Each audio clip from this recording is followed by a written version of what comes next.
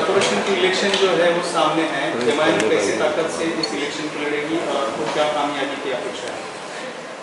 हमारे पास कंसिस्टेंटली हमारे संगठन पर, हमारे ऑर्गेनाइजेशन पर पूरी तरीके से काम चल रहा है और उसका रिव्यू भी आज भी किए हैं और पूरा हमारे संगठन के ऑर्गेनाइजेशन के तंजीम के जो जिम्मेदार लोग हैं, प्रेसिडेंट हैं, जनरल सेक्रेटरी, उससे डिटेल बात की और कैसा इलेक्शन में हम तैयारी आगे बढ़ेंगे, कैंडिडेट्स का सिलेक्शन उसमें है और लोगों का काम कैसा हो रहा है, सब पे माइन्यूट तरीके से बातचीत हुई और हम उम्मीद है कि इंशाअल्लाह ताला जब कभी भी महाराष्ट्र में ये इलेक्शन होंगे, एमआईएम पार्टी का बहुत अच्छा परफॉर्मेंस है। ये मुस्लिम आरक्षण के लिए जो आप रैली निकालने जा रहे हैं, तो मुस्लिम आरक्षण की आपकी कैसे डिमांड है? पहले तो सब 5% की मांग करने वाले हैं, तादाद बड़ी है, इसलिए उसकी भी कोई भी परसेंटेज की बढ़ाने की मांग है। देखिए, इम्तियाज साहब तो पूरा आपको डिटेल में बोल दिया है, मगर जो मुसलमानों का रिजर्वेशन है वो सिर्फ मुसलमान में नहीं बल्कि मुसलमानों में जो 50 कास्ट है, 50 ऑड कास्ट है, उनको रिजर्वेशन मिला है, जो सबसे मुस्लिम को और उनका सोशल एजुकेशनल बैकवर्डनेस प्रूव हो चुका है महमूद रहमान कमेटी की रिपोर्ट से और दूसरा जो एनएसएसओ का डेटा है जिसको हाई कोर्ट ने माना है। हाई कोर्ट ने कहा कि हाँ, ये महाराष्ट्र के मुस्लिम में जो इतनी कास्ट हैं वो सोशली एजुकेशनली बैकवर्ड है और उनको एजुकेशन में रिजर्वेशन मिल सकता है। वो एम्प्लॉयमेंट के खिलाफ नहीं कहूँगा क्योंकि एम्प्लॉयमेंट की सीलिंग 50% ऑलरेडी क्रॉस हो चुकी थी, इसलिए कोर्ट ने कहा कि एजुकेशन में दे सकते। दूसरी बात यह है कि जब पार्लियामेंट में शिवसेना, एनसीपी और आपके कांग्रेस के एमपीज ने महाराष्ट्र के जो ओबीसी का बिल आया था पार्लियामेंट में, उसमें उन्होंने सिर्फ मराठा रिजर्वेशन की बात की। हम उनको याद दिलाना चाह रहे कि आप जब मराठा की बात कर रहे हैं जिसको सुप्रीम कोर्ट ने उनके सोशल एजुकेशनल बैकवर्डनेस को सुप्रीम कोर्ट ने एक्सेप्ट नहीं किया, नंबर 1 पॉइंट, बल्कि महाराष्ट्र के मुसलमानों का सोशल वो कास्ट का social educational backwardness high court ने एक्सेप्ट किया।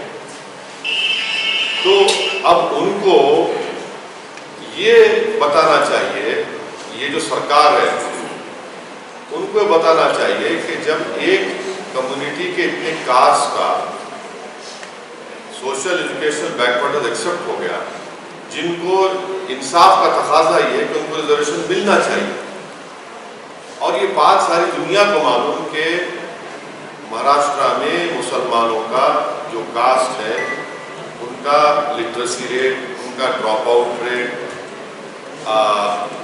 उनका ग्रेजुएशन में रेट ये सबसे कम है, दलित के बाद उनका नंबर आता है, तो उनको तो मिलना चाहिए। आप सिर्फ मुसलमानों से वोट लेंगे मगर उनको अपलिफ्ट नहीं करेंगे, उनसे इंसाफ नहीं करेंगे। एजुकेशन में अगर कोई कम्युनिटी उठ जाएगी तो वो खुद एक बहुत बड़ा एम्पावरमेंट होगा। जो ये जो मौजूदा सरकार है वो कंप्लीटली महाराष्ट्र के मुस्लिम्स के एम्पावरमेंट के लिए काम नहीं कर रही। और एक अहम बात यह है कि आपको याद होगा कि जब महाराष्ट्र के विधानसभा के चुनाव चल रहे थे तो उस वक्त एमआईएम पार्टी पर एनसीपी और कांग्रेस ये कहकर वोट ले रहे थे कि मजलिस को वोट मत दो, असदुद्दीन ओवैसी या इम्तियाज जलील या एमआईएम के लीडर्स के बात में मत आओ, वरना अगर तुम वोट दोगे तो शिवसेना और बीजेपी को फायदा होगा। चुनाव होने के बाद अचानक ये तीनों मिलकर एक दूसरे से शादी कर लेते, निकाह कर लेते, ये कौन सा सेकुलरिज्म है? ये कौन सा सेकुलरिज्म है? आप तो महाराष्ट्र की जनता को धोखा दिए, स्पेशली महाराष्ट्र के मुसलमानों को धोखा दिया। आप मुझे मेरा डर दिलाकर MIM का खौफ दिलाकर आपने वोट तो बटोर लिया, मगर जाकर झोली में डाल दिया शिवसेना के। तो ये इनकी हिपोक्रेसी है। मगर आज हम जो डिसाइड करें इसका डिसाइड करें, और 27 तारीख की मीटिंग होगी नवंबर में इंशाल्लाह। मगर MIM पार्टी ये सरकार से इमीडिएटली डिमांड करती है कि महाराष्ट्र के मुस्लिम्स को रिजर्वेशन जो हाई कोर्ट ने क्लियर कर दिया उसको दिया जाए, इमीडिएटली दिया जाए। उसको आपको रोकने की जरूरत नहीं है। अगर आप सच्चे हैं, अगर आप सिंसियर है अपनी बात में, तो इसको इम्प्लीमेंट करिए। और ये होना चाहिए, ये जस्टिस का एक सवाल है और हम देखेंगे। उत्तर प्रदेश के भी महाराष्ट्र में आपने लेकिन तेलंगाना में 12.5% रिजर्वेशन का ऐलान। तेलंगाना में अभी जो हमारा रिजर्वेशन तेलंगाना मिल रहा है वो सुप्रीम कोर्ट का स्टे पे मिल रहा है। और हमारी असेंबली में हमने रेजोल्यूशन भी पास किया है, गवर्नमेंट ऑफ इंडिया को बुलाया है कि 50% कोटे को ब्रीच करवा।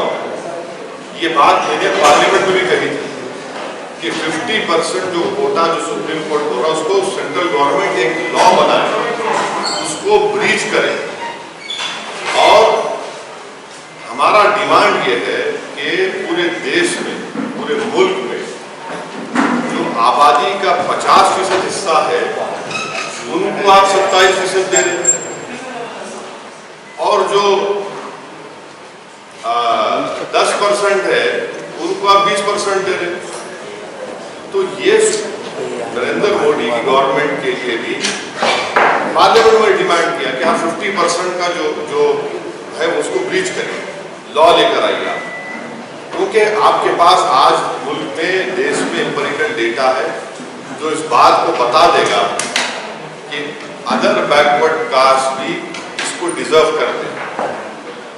मगर मुस्लिम आरक्षण का मसला है कि ऑलरेडी हाईकोर्ट क्लियर कर चुका है उसको। जिस दिन 50% का law government of India Modi लेके आएंगे, फैंटास्टिक, तेलंगाना में पड़ेगा कोटा, क्यों नहीं पड़ेगा। मगर आज आपको जो है मिल रहा है ना 4%, तो आपको जो मिल रहा पहले ले लेना, जो पहले मिल रहा उसको ले लो आप, उससे फायदा भी हो रहा है उससे।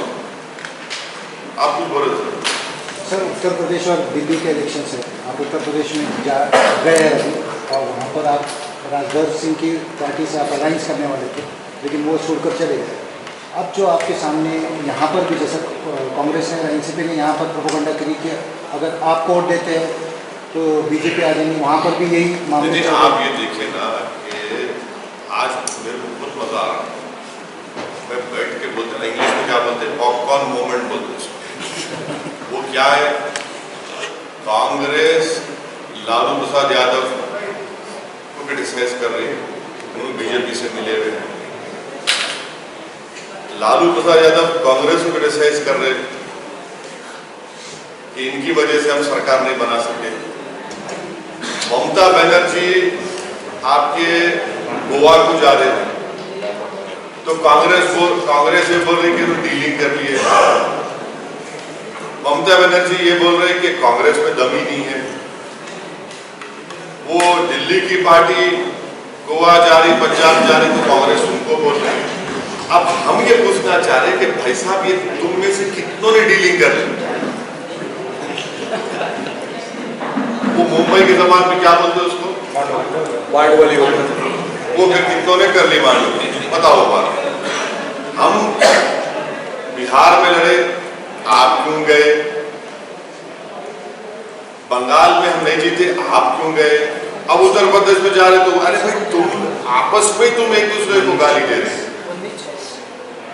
तो ये इनको एक्सपोज करता कि बस आप हमारे टेरिटरी में नहीं आते। जैसे ये देखिए फ्यूडल लैंडलॉर्ड्स हैं, फ्यूडल लैंडलॉर्ड्स हैं। तुम कैसा है कि गया फ्यूडलिज्म का जमाना चला गया, कोई नहीं रुकने वाला। सर इसी से जुड़ा हुआ सवाल, MIM के हिस्से में ही क्यों आता है वोट कटवा पाने? नहीं, इसलिए आता है, इसलिए लोग ये झूठा इल्जाम लगाते कोई भी पार्टी, चाहे बीजेपी हो, शिवसेना हो, कांग्रेस हो, एनसीपी हो या आपके समाजवादी पार्टी हो, वो नहीं चाहते कि भारत के मुसलमानों का एक पॉलिटिकल लीडरशिप का प्लेटफॉर्म बने या पॉलिटिकल लीडरशिप क्रिएट हो। वो सब समाज की लीडरशिप चाहते हैं, मगर अगर किसी एक समाज का पॉलिटिकल एम्पावरमेंट नहीं चाहते तो मुसलमान का। ये हकीकत है। सबको बोलेंगे हाँ ये आपका नेता है, ये बरादरी का, ये जात का, ये कास्ट का, इसका लीडर है, मगर जब मुसलमानों की बात आती है हम आपको बोलते हैं कि भाई साहब आपका काम ये है कि जनसभा से पहले आप चद्दर बिछाना, कुर्सियाँ बिछाना, और जब हम आएंगे नारे लगाना, कूद कूद के नारे लगाना, और जब हम डाइस पे आ जाएंगे तो एक फूल का माला पिनाना, हम तुम्हारे साथ एक गले में ठहर के फोटो ले लेंगे, उसके बाद तुम घर को जाके सो जाना। हम ये बोल रहे हैं कि अब कुछ नहीं होगा, हम कुर्सी पे बैठेंगे, अपने मुकद्दर के फैसले हम करेंगे। अगर भारत में हर कम्युनिटी, हर कास्ट को अपनी लीडरशिप बनाने का इख्तियार है तो भारत के बिगेस्ट माइनॉरिटी का ये हक पहुंचता, बल्कि उनको बनाना चाहिए अपनी पॉलिटिकल लीडरशिप। सवाल असदुद्दीन ओवैसी का नहीं है, सवाल देश के सबसे बड़ी माइनॉरिटी का है कि आप उनको कैसे बैकवर्ड रख रहे हैं, हर एतबार से बैकवर्ड रख रहे हैं और उनसे इंसाफ नहीं कर रहे। और भारत की जो जमहूरियत है उसकी दल हकीकत है, ये है, रियलिटी है कि जिस समाज और कास्ट के पास उसकी लीडरशिप है, पॉलिटिकल लीडरशिप, उसकी आवाज को सुना जाता है। तो ये एक जर्निंग है, ये डेवलपमेंट है भारत की सबसे बड़ी माइनॉरिटी में, वो उसको रिफ्लेक्ट करता है, ये सब चीजों का आगे जो हम बढ़ रहे हैं। अलायंस की जब बात आती है तो आपका वंचित के साथ जो है अलायंस टूट गया था, तो उसके बाद आपके महाराष्ट्र में ऐसी कोई पार्टियां है जब देखिए वंचित से हमने अलायंस तोड़े, हमारी तरफ से नहीं तोड़े, ये बात मैं ऑन रिकॉर्ड कई मरतबा कह चुका हूँ, आज भी कह रहा हूँ, और आज भी मेरे दिल में और कल भी इंशाअल्लाह ताला जब तक मैं जिंदा रहूंगा, प्रकाश अम्बेडकर साहब के ताल्लुक से मेरे दिल में हमेशा हमदर्दी रही, मगर वो अलायंस हम नहीं तोड़े। हम तो अलायंस को कंटिन्यू करना चाहते थे, अनफॉर्चुनेटली वो डिसीजन ऐसा लिया। अगर फिर से उनका हाथ आपकी तरफ आता है तो क्या आप तैयार हैं उसके लिए? देखिए politics is the art of impossible, तो अगर ऐसे हालात बनते हैं, कुछ होता है तो जरूर आपको बताएंगे।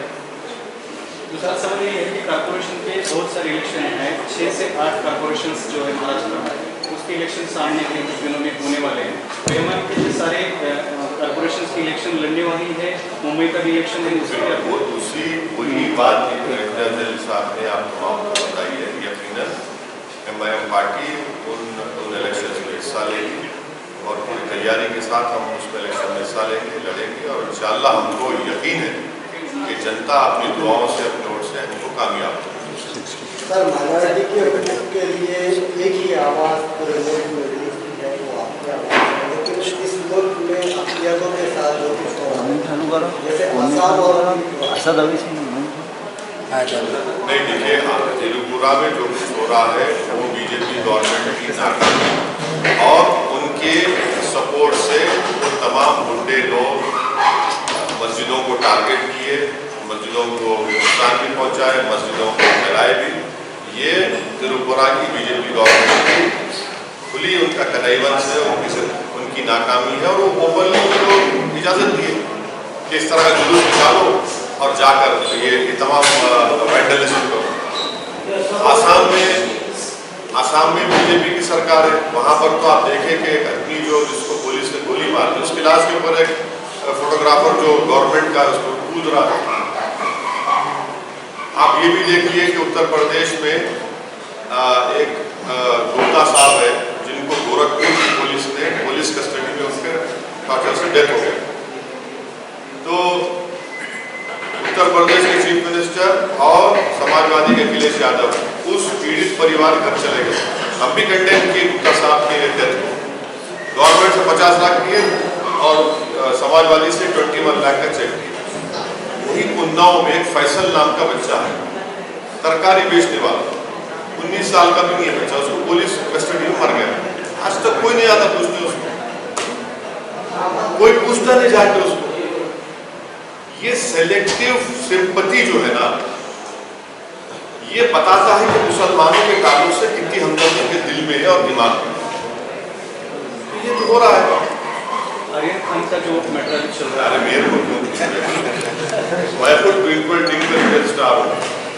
हम क्या हमारा सब मुफ्ती साहब हमारे बिगेस्ट स्टार है, फारूक शाह सुपर स्टार है, इम्तियाज जलील मेगा स्टार है।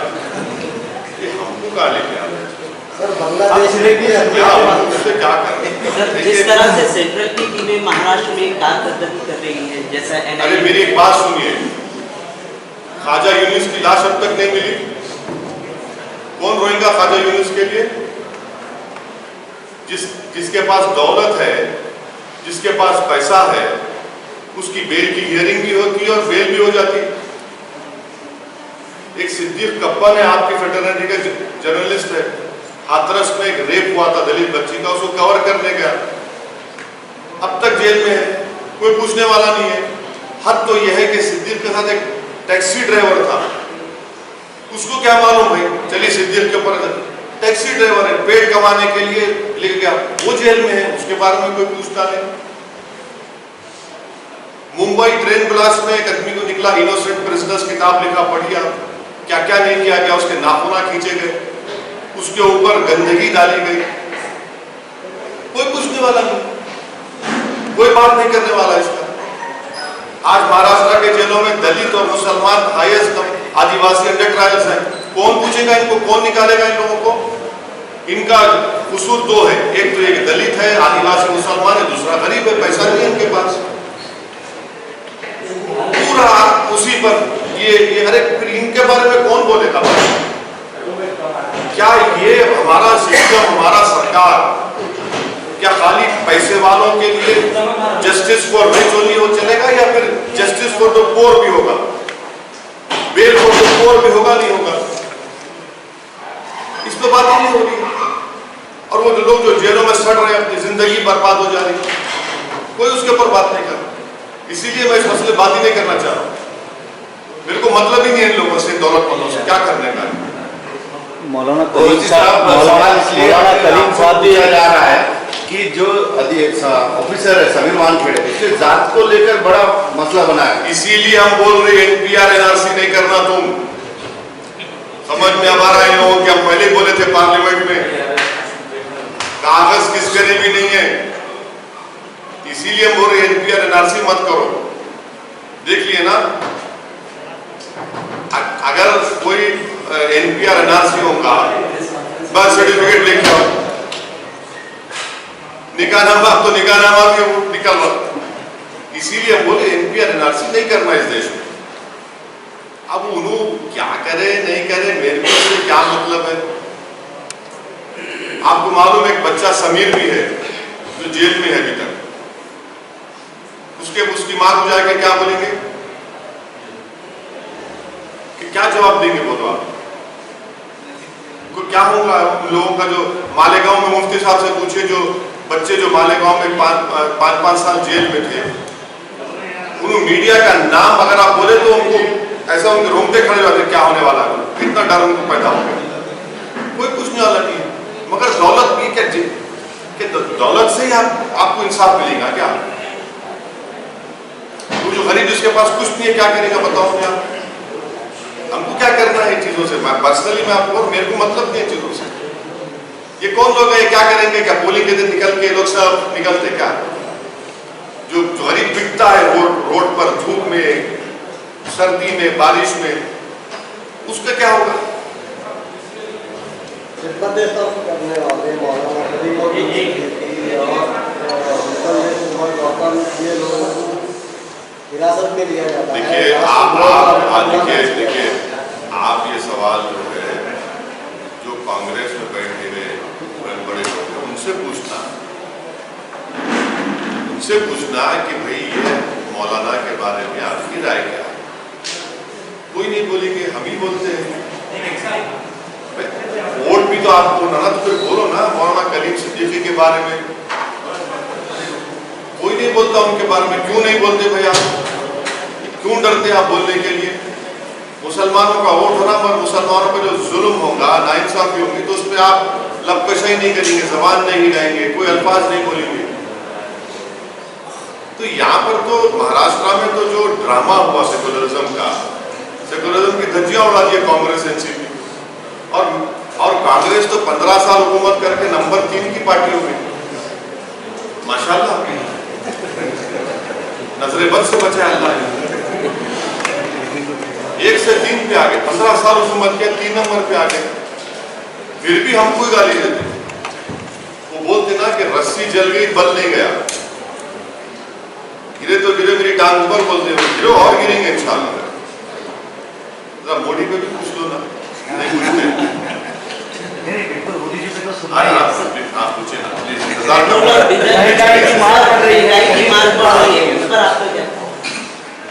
आपके पास पेट्रोल की गाड़ी है क्या? हाँ जी। हाँ तो आपको तकलीफ हो कितना हुआ मुंबई में, कितना होगा 113 रुपये लीटर, 115 117, मगर उसके बावजूद भी मोदी को वोट देंगे। 8 क्वार्टर से इकोनॉमी डाउन है, मगर क्या हो रहा है बताइए आप? हर पेट्रोल प्राइस इंक्रीज होने से हर कमोडिटी पे इंक्रीज हो चुका है। मैं तो देश के महिलाओं से रिक्वेस्ट करूंगा कि मेरी बहनों, मेरे माताओं, अब आपको बताना पड़ेगा मोदी जी को कि कितना घर में सेविंग्स खत्म हो चुकी है। और ये बिल्कुल, ये तो अरे खुली छूट दे दी, जो चाहे मैंने पेट्रोल बढ़ते रहेगा, उससे हर कमोडिटी पर, एसेंशियल कमोडिटीज पर, उसका प्राइस पर इम्पैक्ट पड़ रहा है, जिससे लोगों की इनकम जो कम हो चुकी है, बहुत बड़ा इफेक्ट पड़ रहा है, बहुत मुश्किल में लोग। फिर भी लोग क्यों नहीं बोल रहे? हम तो बोल रहे हैं सेंटर के खिलाफ क्यों नहीं बोल रहे लोग? क्या हम तो वही तो आपको यही बोलना चाह रहे हैं, वही तो हम बताना चाह रहे हैं आपको कि नरेंद्र मोदी अगर जीत रहे हैं, बीजेपी अगर पूरे देश में जीत रही है, तो मेरी वजह से नहीं, कांग्रेस, एनसीपी, ये सो कॉल्ड सेक्युलर पार्टीज की वजह से बीजेपी जीत रही। ये तो उनको सोचना चाहिए। और ये दोनों पार्टियां जाते गोवा को, कोई तूफान नहीं उठता। अगर मैं अनाउंस कर दूं कि नेक्स्ट वीक मैं और मुफ्ती साहब एक मस्जिद में जाके खाली गोवा में नमाज पढ़ के आएंगे, खाली नमाज पढ़ के आएंगे, देखो आप शाम से शुरू हो जाता, वोट काटने जा रहे हैं, डील हो गई, फुला हो गया, ये हो गया।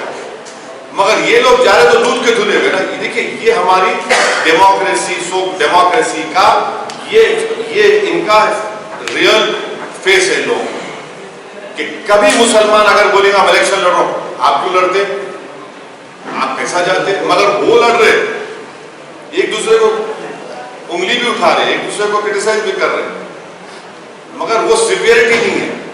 मगर चाहे मयम का नाम आ जाएगा, ये देखो वो कर लिए, ये कर लिए। अरे शिवसेना सब, हम एनसीपी से पूछना चाह रहे, कांग्रेस से, शिवसेना सेकुलर है या नहीं, ये बताओ। तो बोलेंगे नहीं, बीजेपी को रोकना है। अरे बीजेपी को रोकना है तो दोनों में फर्क नहीं है। अगर कल 24 में शिवसेना बीजेपी मिलकर लड़ी इलेक्शन तो क्या करेंगे? ये मेरे स्टेटमेंट को याद रखना आज के दिन। क्या करेंगे लोग, क्या बोलेंगे जनता को? और आप, महाराष्ट्र का मुख्यमंत्री असेंबली में खड़े होकर फखर से बोलता है कि हाँ, हमारे शिवसैनिक ने बाबरी मस्जिद को तोड़ा। तो ये लोग क्या मुंह में लड्डू बिठा के बैठे थे एनसीपी कांग्रेस वाले? क्या उस वक्त कांग्रेस पार्टी ने रेजोल्यूशन पास नहीं किया था पार्लियामेंट में डिमोलिशन ऑफ बाबरी मस्जिद के ऊपर? आज आप सरकार में बैठे, आप एक लफ्ज नहीं बोलते। आप क्यों? सत्ता होना, ताकत होना, मिनिस्टरों का सवाल है। ये कौन सी पॉलिटिक्स कर रहे हैं ये लोग? तो इस पर क्या तोड़ हो सकता है? अभी जो वोटर है संभ्रमित है। इसका तोड़ खाली हमारे बीच है। सही बता रहा हूँ, आज नहीं कल ये हकीकत सामने आएगी। सर, जिस तरह से प्राइवेटाइजेशन हो रहा है देश में, उस पर आपका क्या कहना है? एग्जाम्पल दो आप। जैसे एयरलाइंस है, इंडियन एयरलाइंस को LIC कर दिया, फिर कई सारे। देखिए, जहाँ तक LIC की बात है, मैं हम लोग पार्लियामेंट में अपोज करें, कंप्लीट अपोज करें। ये गलत हो रहा है, बिल्कुल गलत हो रहा है। LIC का प्राइवेटाइजेशन नहीं होना चाहिए। मुल्क के तारीखी आसार गिरवी रखे जा रहे हैं, देखो में दे दिए जा रहे हैं, जैसा ताजमहल है, लाल किला है, और दूसरे तारीखी इमाम यही होता आपको जब 56 इंच को देख के वोट दिया।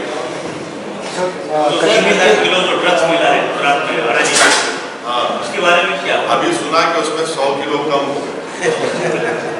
सर देश में किसानों का मुद्दा बहुत आगे बढ़ रहा है, उसका क्या कहना है आपका?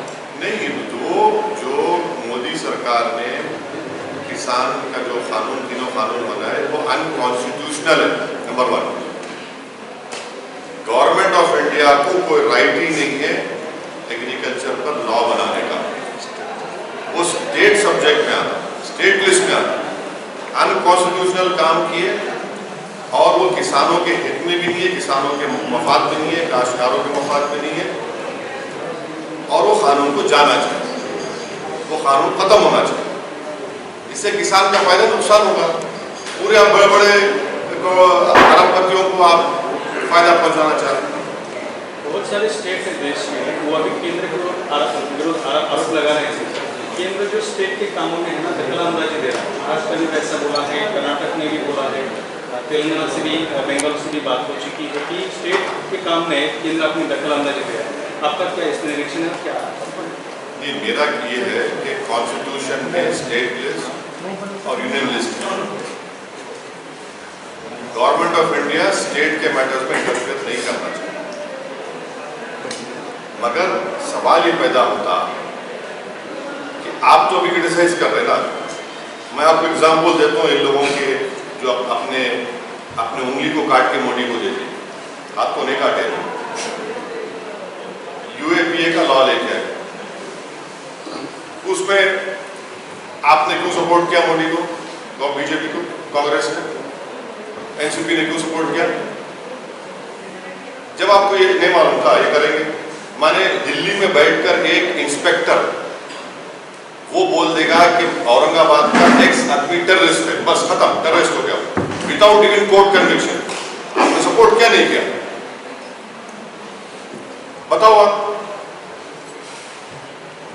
राइट टू इंफॉर्मेशन एक्ट में कमिश्नर्स का अपॉइंटमेंट, उनकी सब चीजें आपने क्यों सपोर्ट किया भाई? आप ही तो कर रहे हैं ना। आर्टिकल 370 का रेवोकेशन सब बाजा बजाए, बट हम बोल रहे हैं अनकॉन्स्टिट्यूशनल है। देखो पढ़ाई कर रहे हैं वो लोग। ऐसे कई एग्जाम्पल दे सकता हूं मैं आपको। बिगेस्ट एग्जाम्पल आपको दे रहा हूं, लॉकडाउन। गवर्नमेंट ऑफ इंडिया को कोई अख्तियार नहीं है लॉ एंड ऑर्डर सब्जेक्ट में। वहां दिल्ली से बैठ के मोदी जी बोले लॉकडाउन, उद्धव ठाकरे थाली बजा दी, यस सर लगा लॉकडाउन। आप तय करना था कि महाराष्ट्र में, मुंबई में लॉकडाउन कब लगेगा। उन्होंने डिक्टेट करे वहां से नेशनल डिजास्टर एक्ट में। क्या नेशनल डिजास्टर एक्ट कॉन्स्टिट्यूशन से बड़ा है क्या? आप क्यों दिया उनको अख्तियार? आप क्यों सुने उनकी बात? वैसे सब स्टेट्स किए। आप मोदी की बात मानते जा रहे, मोदी बोला ठीक है चलो मित्रों हम साथ चलते हैं। आप दे रहे ना उनको राइट। पूरा लॉकडाउन में गवर्नमेंट ऑफ इंडिया कैसे तय करती है? दिल्ली में बैठ के ऑफिसर कैसे तय करें कि मुंबई में लॉकडाउन कब होगा, हैदराबाद में कब होगा, लखनऊ में कब होगा? उसको क्या मालूम मुंबई में, हैदराबाद, लखनऊ में क्या है? वो उसको क्या मालूम कि वेस्टर्न महाराष्ट्र में कैसा लॉकडाउन करेंगे? उसको क्या मालूम मराठवाड़ा में कब करेंगे? आपने कर दिया, आपने इजाजत दी उनको। आप ही तो दे रहे ना मौका उनको।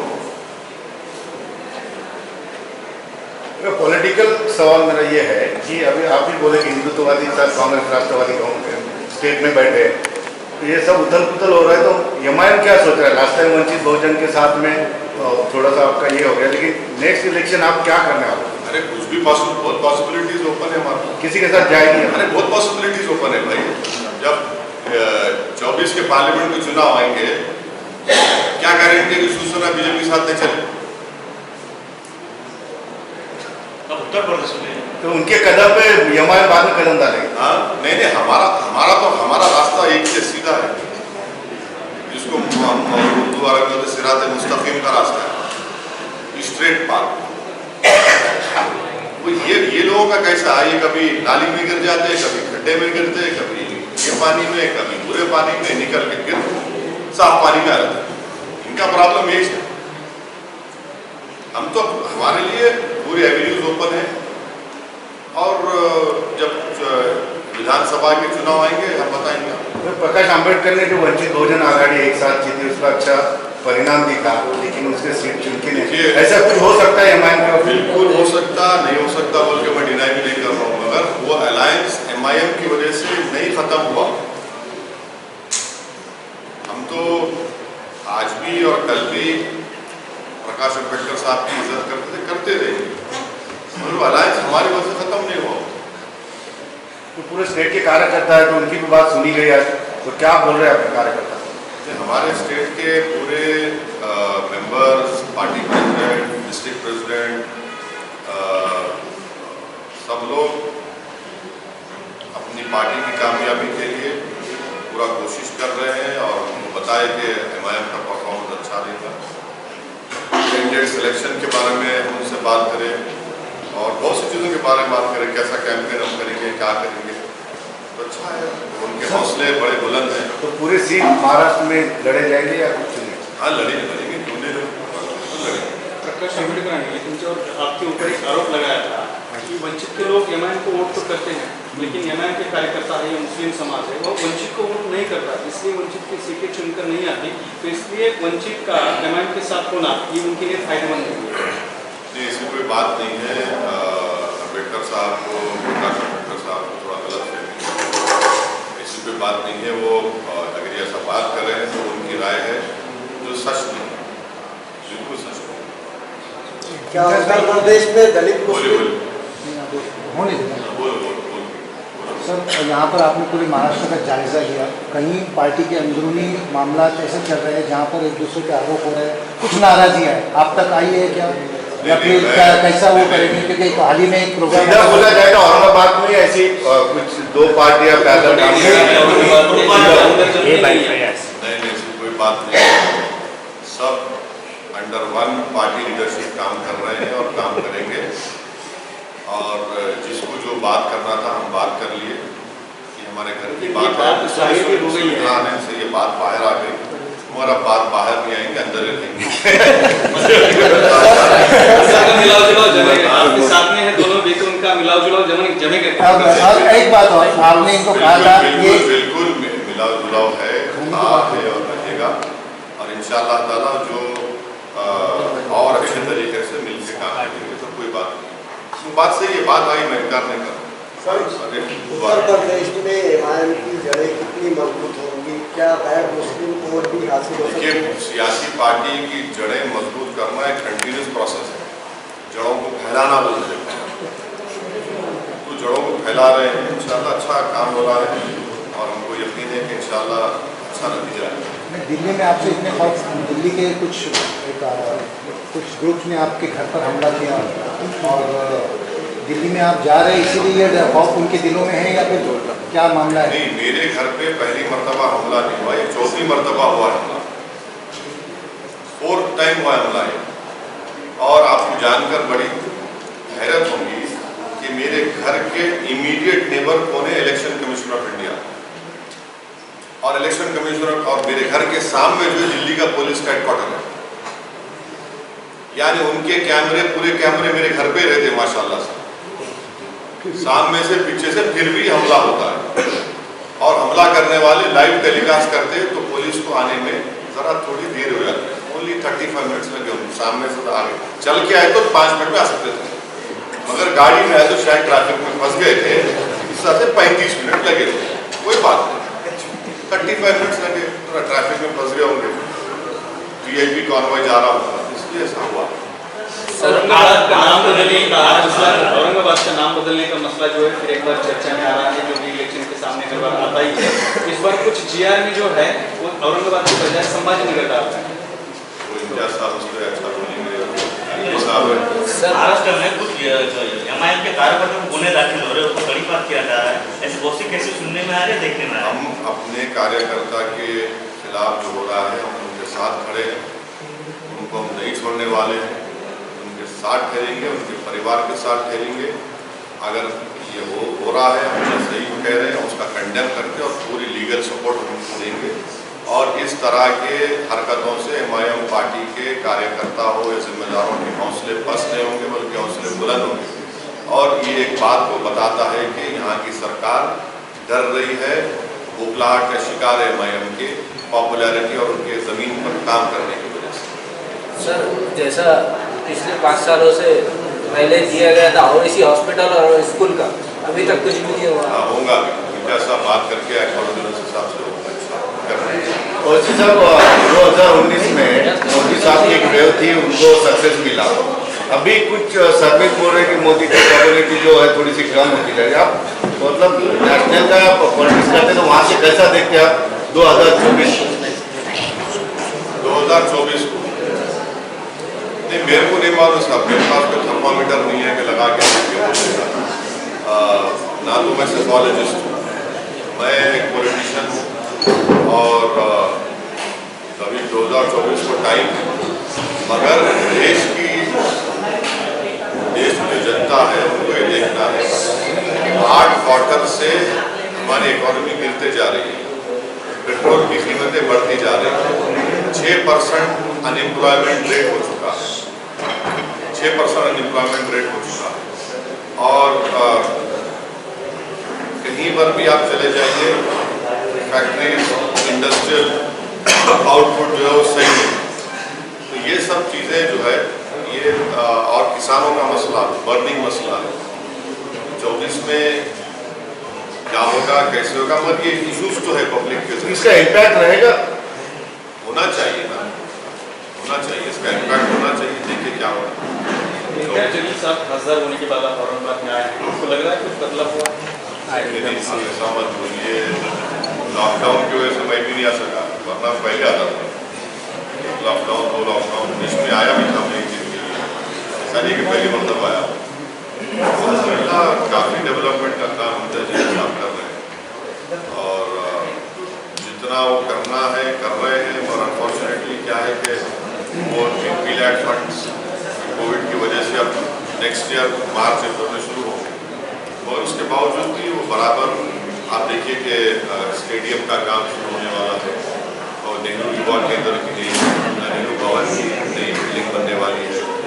और गडकरी साहब से जाके मिले लंबा फ्लाईओवर के लिए जालना रोड पे।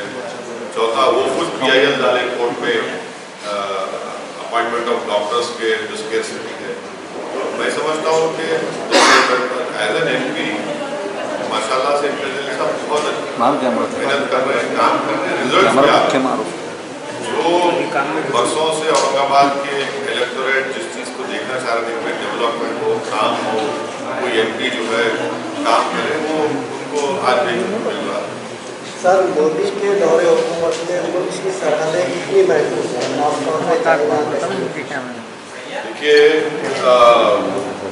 चाइना ने एक कानून पास कर दिया अपने बॉर्डर्स के ऊपर, और चाइना ने, और उसके ऊपर मैं अब आप मेरे को ये बताइए कि हमारे डेप्सांग, कैमचौर, बोगरा में जो लद्दाख में है चीन की फौज बैठी हुई है। ये कैसा नेशनलिज्म है RSS का, BJP का, कि भारत की सरजमीन पर चीन बैठा हुआ, आप कुछ नहीं करते। और चीन ने जो अपना बाउंड्री लॉ बनाया है, मेरा सवाल मोदी गवर्नमेंट से ये है कि हमारी सरकार जो है AIB बैंक है जिसको चाइनीज कंट्रोल करते हैं, उनसे कर्जा लेके वैक्सीन खरीद रहे आप। वो बैंक को चाइनीज कंट्रोल लेते हैं, उनसे आप लेके वो कर रहे हैं। अच्छा, चाइना से ट्रेड हमारा ऑल टाइम हाई है, 100 बिलियन हो गया माशाल्लाह से। ये देखो, आप कुछ बोलेंगे तो नहीं, हम ऐप बैन कर दिए। चाइना और भूटान हमारा करीबी दोस्त, वो चाइना से बाउंड्री टॉस का फ्रेमवर्क बना लिया और हमारे नेबर्स का रिलेशन चाइना से अच्छा हो गया। चाइना आज भी लद्दाख में बैठा हुआ है, 18 महीने हो गए चाइना लद्दाख में बैठकर, कोई अकाउंटेबिलिटी नहीं है। मैं तो मोदी सरकार से हमेशा डिमांड कर रहा हूँ कि आप जो है ग्रुप ऑफ एमपीज को लद्दाख लेके जाइए। हमारे को दिखाइए ना क्या है लद्दाख में, चीन बैठा है नहीं बैठा है। 18 महीने से मोदी जी खुद बोले थे, आपको याद होगा ना, घुसा है ना कोई घुसा हुआ है। तो फिर आज आप क्या बात करें डिसएंगेजमेंट की चाइना से? ये कैसा है, लोग कैसा, आरएसएस कैसा खामोश बैठी हुई है भाई? वहां पर चीन घुस के बैठा है भारत के, और हम बोंगसोंगसू लेक में ऐसा उनसे फ्रेमवर्क करें कि भाई आप एक एरिया बना दिए, ठीक है आप नहीं जाना। अरे मैं अपने घर में नहीं जा सकता हूँ, मैं अपने घर की जमीन में। ये है ओके सर। 370 हटने के बाद अभी बीजेपी का हर एक मिनिस्टर हो, हर 15 दिन 20 दिन कोई मिनिस्टर जाता। अभी रिसेंटली होम मिनिस्टर जाके आए। 370 के बाद आप कश्मीर को कैसा देखते हैं? क्या बदला कश्मीर में? कुछ नहीं बदला। 15 से हमारे भारत के सिपाहियों को टेररिस्ट उनकी जान ले लिए, सिविलियन किलिंग्स हो गए 20 से 25 वहां पे। पाकिस्तान से ड्रोन्स में हथियार आ रहे हैं। क्या कर रहे हैं भाई आप? क्या कर रहे हैं वहां पे आप? कुछ नहीं कर रहे। और आप किसकी बातों में आकर आपने पाकिस्तान से सीज फायर दोबारा साइन किया? भाई किस बुनियाद पे साइन किया आपने सीज फायर को? कौन सा सीज फायर है जो हमारे सिपाही मर रहे वहां पर? एलएसी पे चीन, एलओसी पे पाकिस्तानी हरकत कर रहा है, और आप क्रिकेट मैच खेल रहे हैं। क्रिकेट मैच हम बोले मत खेलो, हार गए तो खाली शम्मी को टारगेट बना रहे आप। क्या क्या फॉरेन पॉलिसी है मोदी सरकार की, बताइए आप।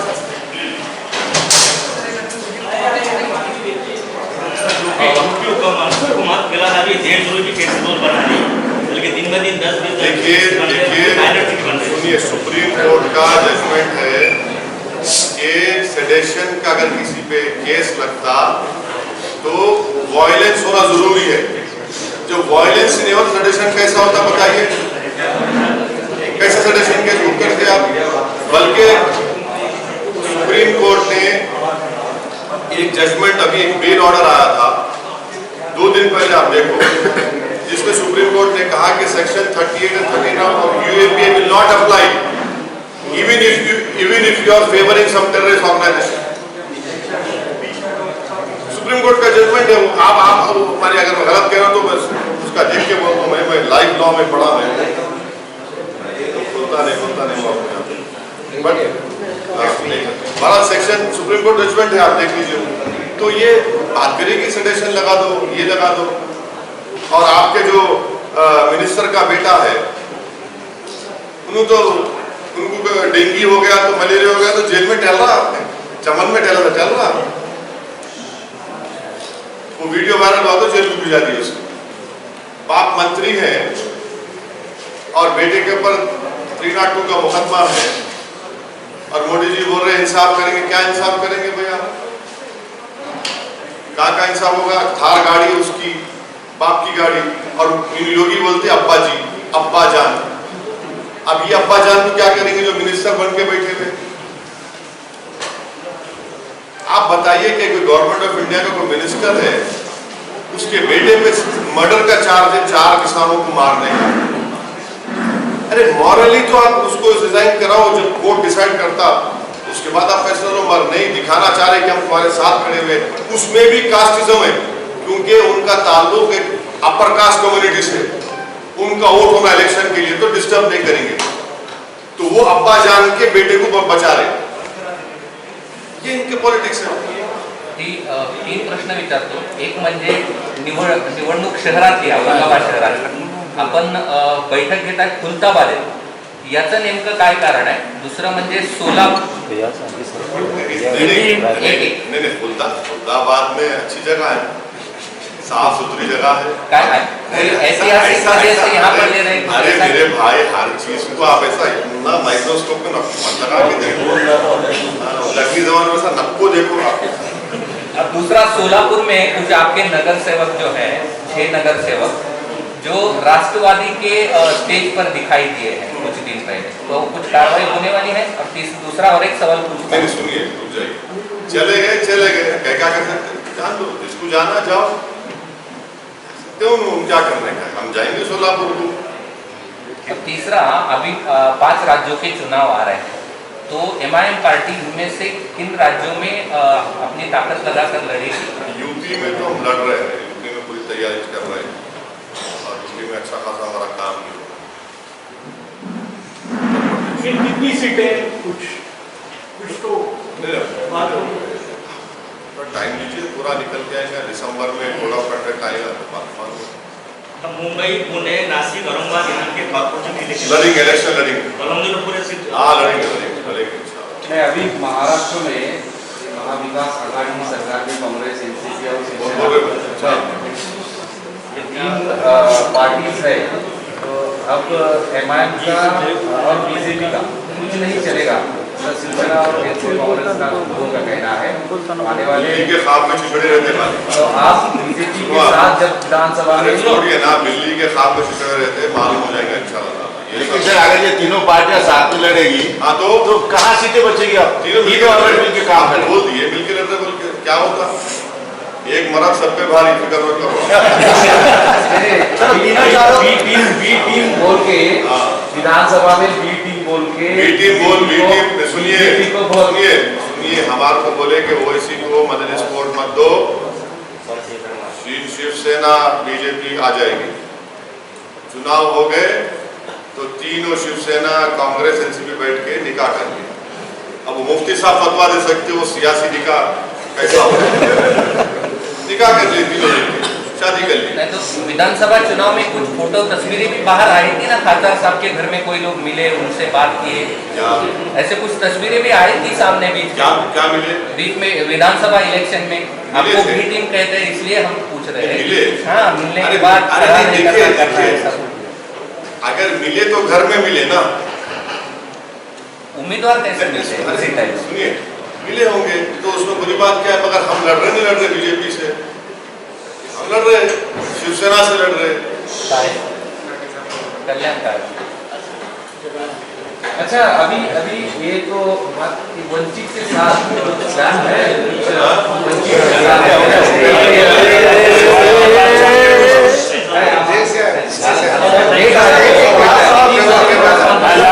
आप सिलेक्टिव सिंपैथी की बात करते हैं, आप नाइंसाफी की बात करते हैं, बिल्कुल, लेकिन आप ही के लोग आपके साथ पूरी ताकत में है। देखिए, आप जहाँ भी जाते हैं, इलेक्शन लड़ते हैं, आपका लॉस हो जाता है, इलेक्शन हार जाते हैं आप, तो ऐसा क्यों होता है? आपके लोग आपके साथ क्यों नहीं है? आप तो पूरी कौम की बात करते हैं। देखिए, महाराष्ट्र की भी बात कर रहे थे, उत्तर प्रदेश, अभी तो आप कोलकाता में किए, वहाँ की भी बात करते हैं। सर, कोलकाता में कहा आपने, कोलकाता में कहा।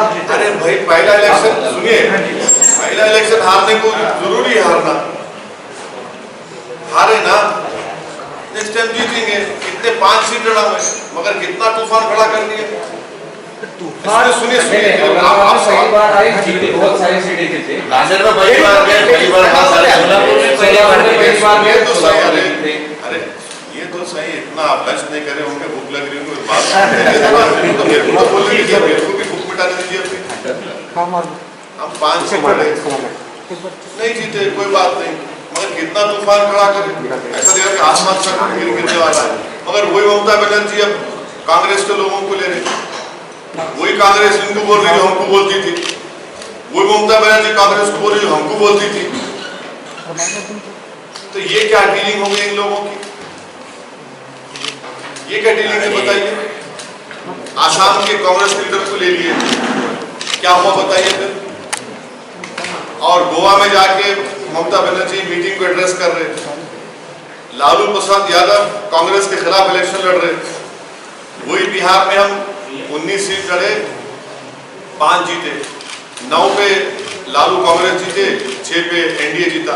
कितना तूफान मचा है, अब दोनों लड़ रहे, तो क्या है भाई ये होली अलायंस है क्या? सवाल मेरा ये देखिए, आपका मुसलमान आपके साथ है, आप मुसलमानों की बात करते हैं, आप कौम की बात करते हैं, आप इंसाफ की बात करते हैं, ये लोग आपके साथ है।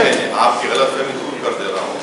आप क्यों से मुसलमान बोले? मेरे साथ दलित भी है, मेरे साथ आदिवासी भी है, मेरे साथ हर वो आदमी है जो इंसाफ को पसंद करता, क्यों नहीं है भाई? बिल्कुल है। और आप चेंज देखते जाएंगे और चेंज होगा इंशाल्लाह। ये टर्नआउट में नहीं दिखता, इसीलिए नहीं, अरे टर्नआउट में भी दिख रहा भाई। देखिए 21 साल के शिवसेना को एमपी को कौन हराए? कांग्रेस हराई, एनसीपी हराई, औरंगाबाद की जनता हरा दी उनको। ये भी तो फैक्ट है ना। तो ओबीसी रिजर्वेशन को लेके काफी मैं बोल दिया ओबीसी के बारे में, आपके लिए फिर रिपीट कर रहा हूँ। हम बीजेपी गवर्नमेंट को ये चैलेंज कर रहे हैं कि अगर उनको ओबीसी से मोहब्बत है तो 50% लिमिट को ब्रीच करिए और भारत के कॉन्स्टिट्यूशन में अमेंडमेंट करिए, बिल लेकर आइए पार्लियामेंट में, क्योंकि जो समाज का 50% है उसको 27% कैसा मिलेगा रिजर्वेशन? ये तो नाइंसाफी है ना। जो 10% है उनको आप 20% दे रहे, ये क्या बात है भाई? तो 50% लिमिट को ब्रीच करना और ओबीसी में सब कैटेगराइजेशन होना जरूरी है, सब कैटेगराइजेशन होना जरूरी है। अभी थर्ड अलायंस बीजेपी के खिलाफ खड़ा करना चाहते हैं, लोग मीटिंग भी कर रहे हैं। ममता जी है, शरद पवार है, बीच में मीटिंग भी नेशनल लेवल पर। आपको कौन सा ऐसा चेहरा लगता है कि जो इन सब लोगों को इकट्ठा ला सकता है?